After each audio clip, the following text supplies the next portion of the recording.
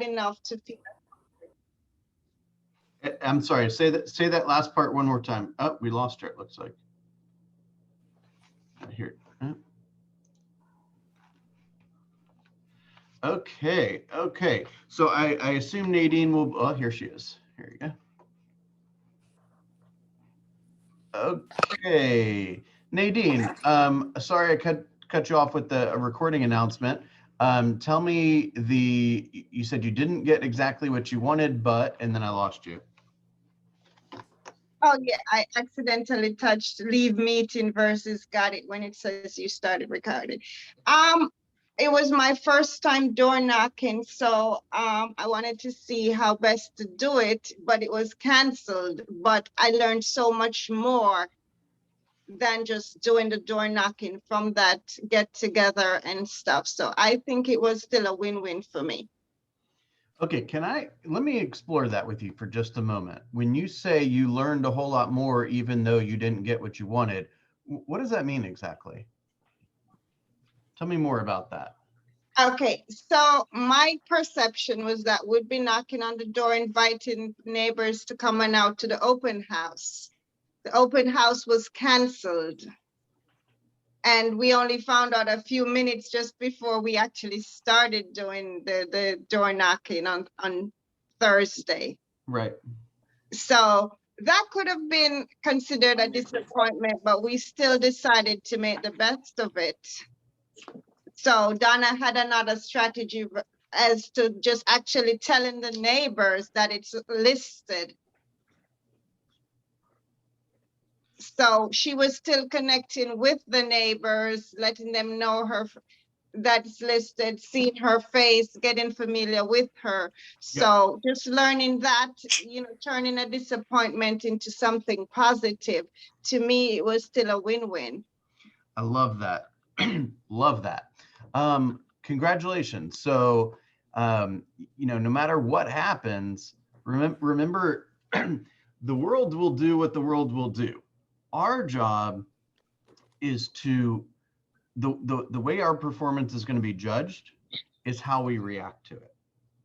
Right. So like it could have been raining all day, or like I think in your scenario, the home went under contract, right? The question is what are you going to do about that new result? Are you going to kind of tweak the script and the plan so that you can continue your initiative? Or are you going to immediately go to oh my gosh, woe is me, now I can't do what I want to do? Or are you going to say, hey, let's make the best of this time to move our business forward and go meet some people? So great job on that. Okay, let's do maybe one more. Who wants to share something that last week they decided they wanted to get intentional about, and during the course of the week they got it done? I'll share, Bill.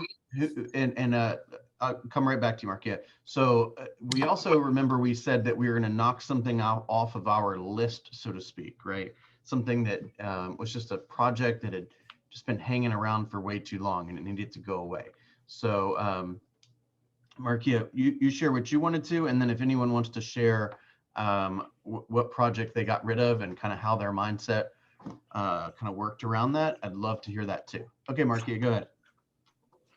Well, the last call we discussed my contacts throughout the day, and I actually found a marketing company that will pretty much create ads for me, along with calling the people, guaranteeing 5 people to the database and 75 people to the pipeline.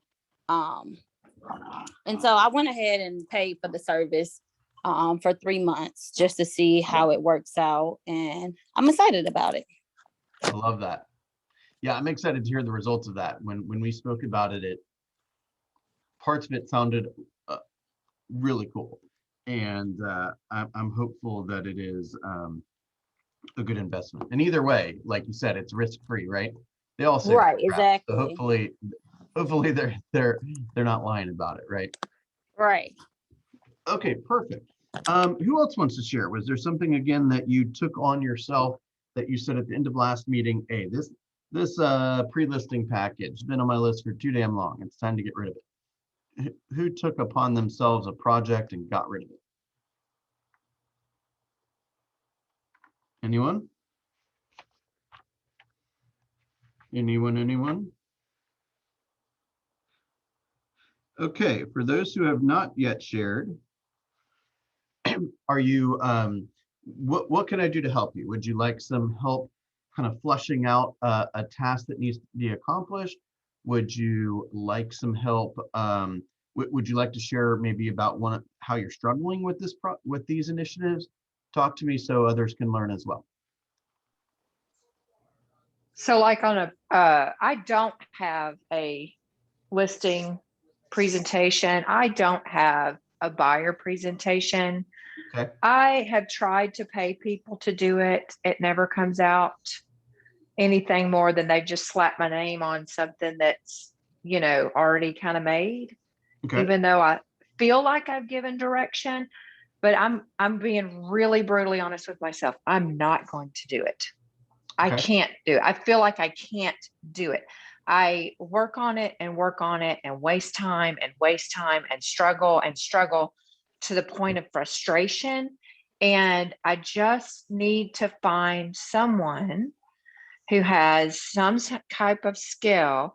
I will pay them. Do not care at this point if they will just listen and maybe do what I ask. I will sit beside them and say, do this, do that, do this, do that. I want this, I want that. I don't want this, I don't want that. But I can't find what I'm looking for. Yeah. Okay, cool. So there's two ways I'm going to make two recommendations. The first is I want you to get on the Command Facebook group, and I want you to tell people, hey, I'm looking for somebody to edit, to personalize the presentation. There's a Command Facebook group. Yeah, I think it's called KW Command. Okay. I'll look it up real fast. KW Command, and there's thousands of agents on there, and thousands of agents, I'm assuming, have used the kind of the templated presentation and tweaked it, either that or they paid somebody to do that. And I guarantee if you put out there, I'd like somebody to do this for me, I'm happy to compensate them, you'll have a number of recommendations on somebody. They'd probably be out of the area, of course, but that doesn't make a difference, right? Yeah. Right. Okay, the other thing I would say is I think we're probably and this goes to everybody. I think we're probably overusing the word presentation, and that forces our brain to think that like we have to show them something. Like, here's this colorful sheet of paper that says I'm going to do open houses. Here's this colorful sheet of paper that says I'm going to make calls or whatever. And I think that that's the wrong approach. I think the right approach is to kind of almost like chart out what the pace of that meeting looks like. So whenever I do a buyer consultation or seller consultation with you guys, I'm not even really bringing the collateral, right? I'm not saying here's a pretty picture of me when I sold somebody else's house, right? It's not about me. So it's like I don't know if you were in the room the other day when I think it was Drew was trying to kind of like segment the presentation. Like, so this is the part of the presentation where I thank the person. This is the part of the presentation where I talk about my goals. This is the part of the presentation where I talk about the market. This is the part of the presentation where I talk about the offer process and the contingencies and how I protect you during that. Here's the part of the process where I talk about the BBA, right? So it's forget about the presentation part of it and instead like kind of block it into various sections, if you will, right? And then I want you to take just a moment to think about, in this section, how would I like to communicate me and my brand and my initiative and what I'm passionate about, right?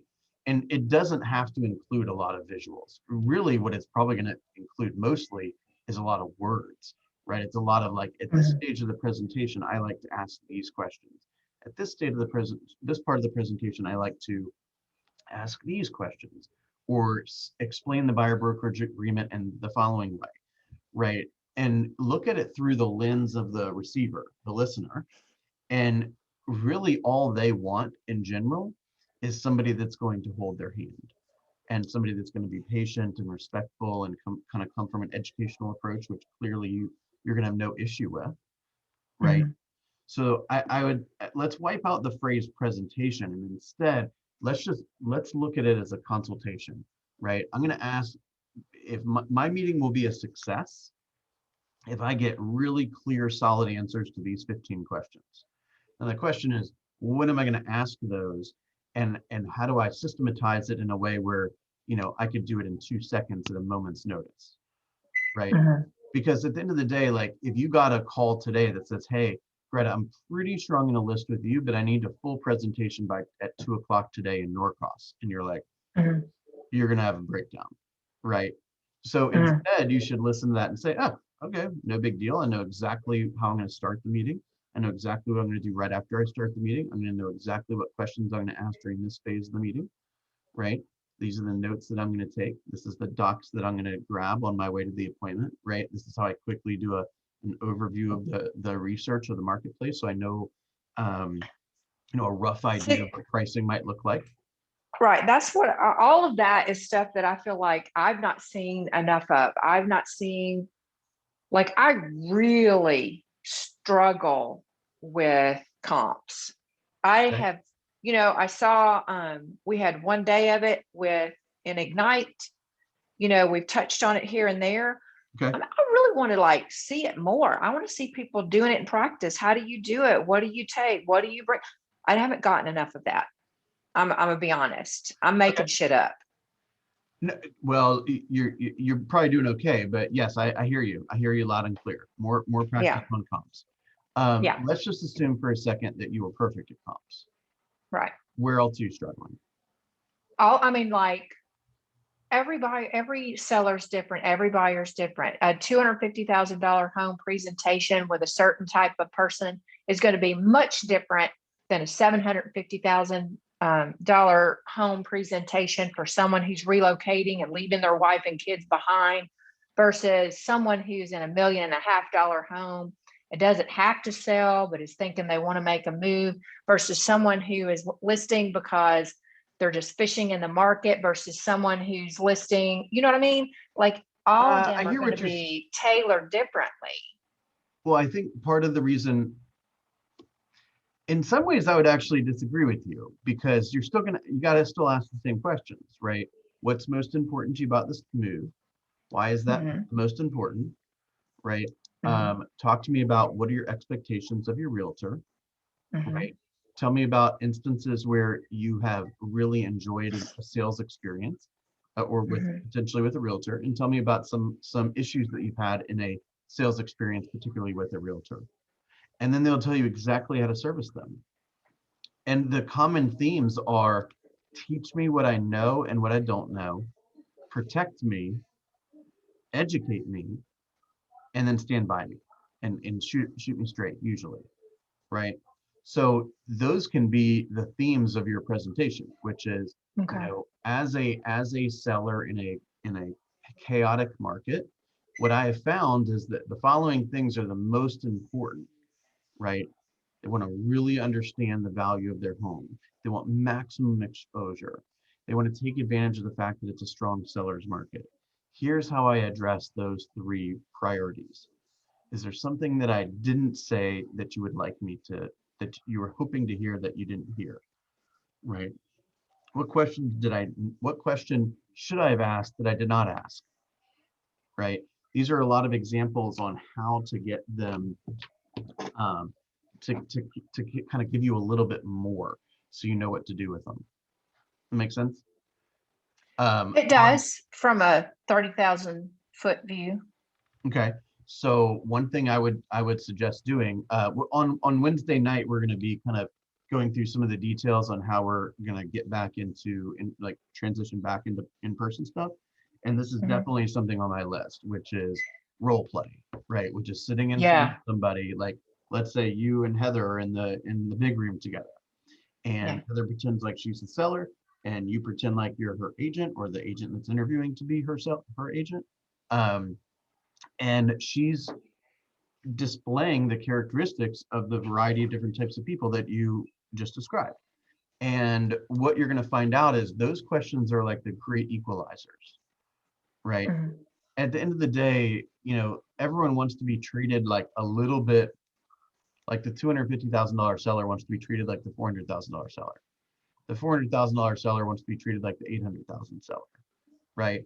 And the 250 seller would be just floored. They've probably never been treated like an $800,000 person would be treated, right? Right. So you probably should service them all like they're $1 million clients. And the way you service a person that's $1 million client is you know more about their situation, so you can give them more specific help, right? You feel like you're getting serviced more at, let's say, the Four Seasons or the Ritz or something than if you went to the Days Inn, right?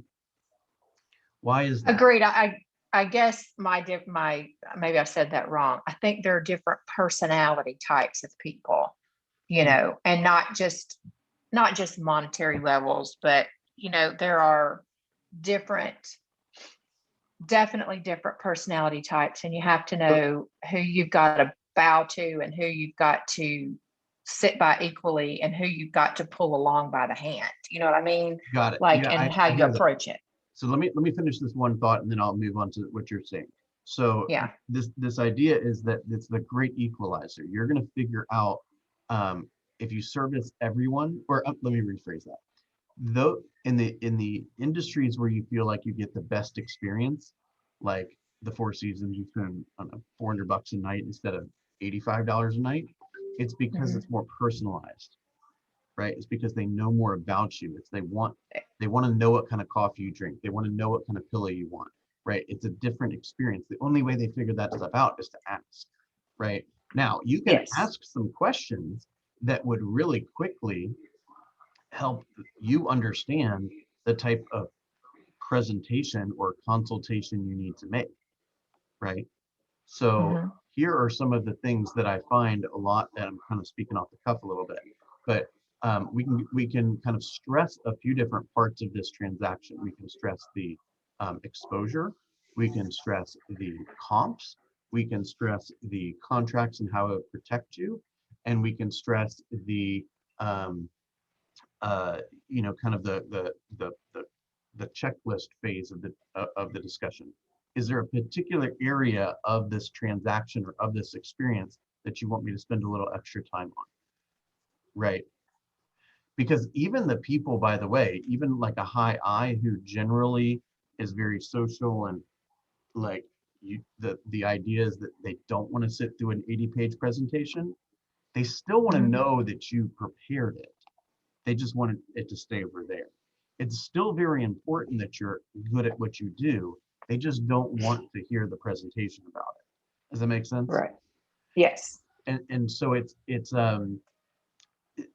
that's kind of the downfall with DISC, I think, is that people will they'll say, oh, that guy's a high D, I better hurry up, and they don't look at any other things, right? So I think that how they're going to be served, let's just forget about personality profiles for a second.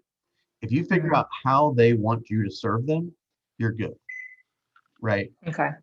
So sometimes I'll use the phrase, I'd like I'd like my urgency to match your urgency. So if at any time you think I'm working too fast for you or too slow for you, I want you to let me know, because I'm working with a lot of different people all day long. Some want it fast, some want it slow, some want to ask me some want a lot of answers, some want just you to give me the job and I'll see you at the closing table. So if there's anything that you're noticing during the course of our experience together that is not a 10 plus, I want you to bring it up to me. Okay. I'm not going to get offended. I just want to serve you better. That's a clue that I'm missing something. And my job, my mission is for you to have an incredible 10 plus experience. So if you're not getting that, I want to know right away, because I'm prepared to give it to you. Does that make sense? By the way, all of that, everything I just said is very assumptive, right? It's when we begin to work together, we might experience some little hiccups or some challenges. And I want to let you know how easy it's going to be to share your thoughts on the matter so we can make it more of a perfect alignment with you. I mean, if you were going on a date with somebody and they said, and your date said, hey Greta, anything you need, I'm gonna tweak my behavior and my reaction to everything based on exactly what you want. You'd be like, this is pretty cool. right? I don't know. Dates are different. Okay, I got a smile from Nadine, so I'm going to assume that I was on the right track. Okay, so Yeah, everyone likes that. exactly. So give them what they want. I mean, we try to complicate it, and it's really not that complicated. It's really not that complicated. I think that's where, Bill, I think that's where I get lost in it is, I've kind of said from the beginning, there should be something skeletal, very skeletal, that I flesh out according to my buyer or seller. And I don't have that, which I think you kind of touched on. So the skeletal But is the questions. Is that what you're alluding to? exactly. Yeah, exactly. Like, what are the parts that I should be touching on? And then I cater it to personality type and where they are and what they already know and what they've already experienced. Yeah. Do you know what I mean? Yeah, and I would prefer to spend a little bit more time kind of building the skeleton, but I can tell you right Yeah. now basically what it looks like, which is you've got to figure out why they're choosing to even do what they're doing. We've got to Mhm. understand the motivation, and we've got to understand how strong it is, right? So for example, somebody who's just testing the market, right? If you were to get an offer at the number that you're testing the market, would you move, or would you just use that as knowledge, right? Like how committed are we to this goal, right? The next thing is you just got to ask them how they want to be treated, right?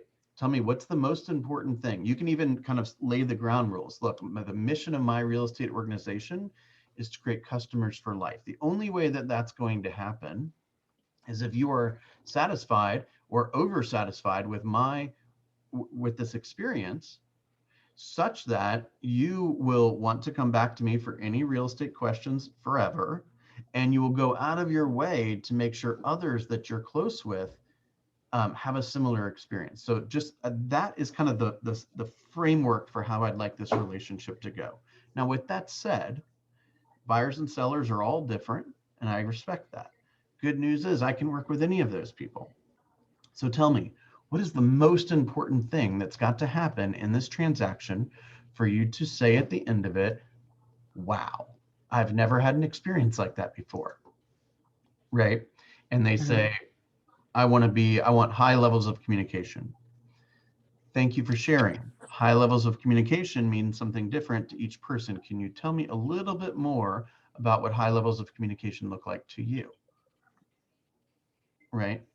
High level communication might be twice a day, or it could be once a week, or it could be a text every other week. It could be a lot of things, right?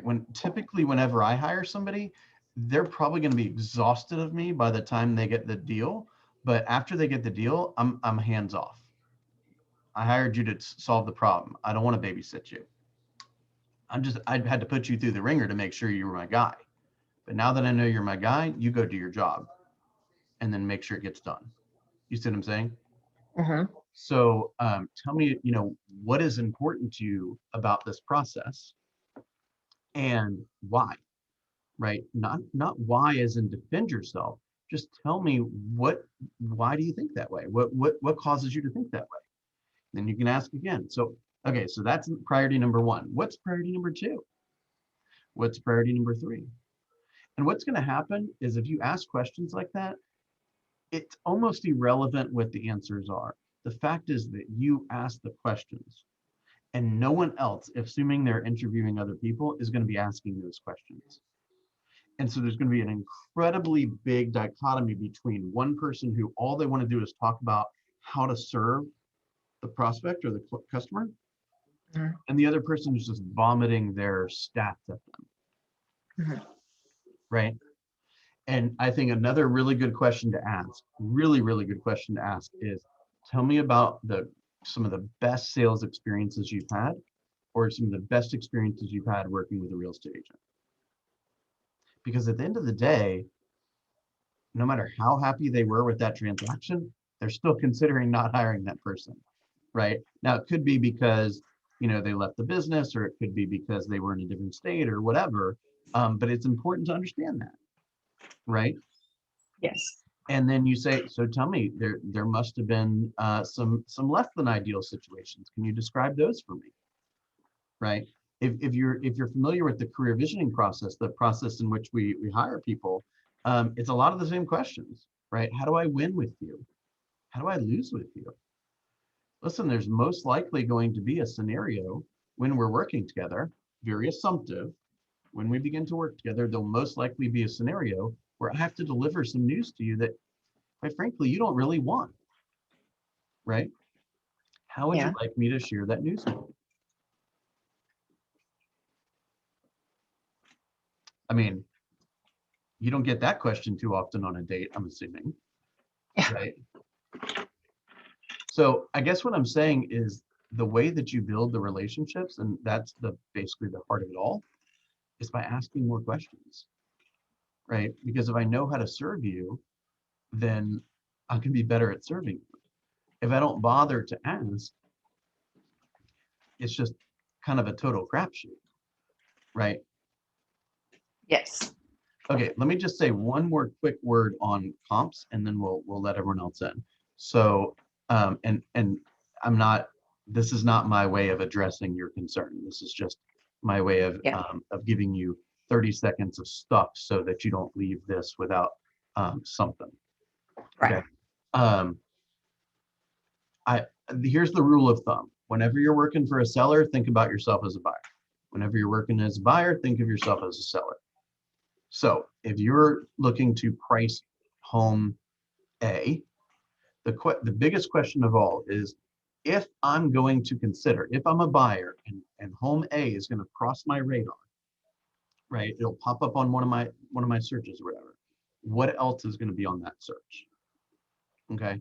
So I'm looking for similar homes, not necessarily age or square footage or builder or neighborhood or any of that stuff, just roughly similar homes, a little bit broader than you're probably expecting. If we believe that home is worth, let's say, 500 grand, then I want to know, what can I buy, or what will buyers be able to choose from, let's say from 450 to 550, a little lower, a little higher. And now I'm going to have to pretend like this subject home A, the one I think might be worth around 500, where will it have to be on that list in order for the buyer to say, let's go look at that one in person? If it's listed for 475, will they jump at it? If it's listed for 525, will they jump at it?